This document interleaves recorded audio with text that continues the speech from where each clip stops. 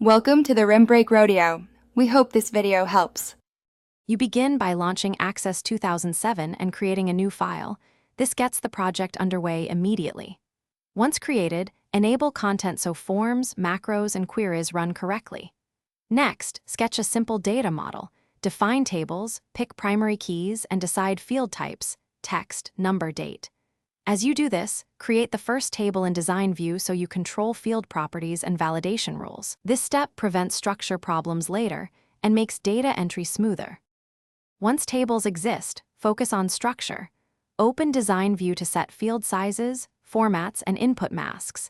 This reduces errors during entry.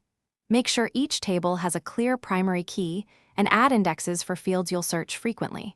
Then open the Relationships window and drag matching fields to link tables. Enforce referential integrity so deletions and updates stay consistent. As you link, test with sample records to verify joins and avoid orphan data. This is where databases either hold together. Now construct the practical layers. In query design, create select and action queries to extract and modify data. Apply criteria and joins so results match needs. Next, design user-friendly forms, include subforms for related records, and add validation so users enter clean data. Then build reports for printing and review, grouping, and summarizing totals where required.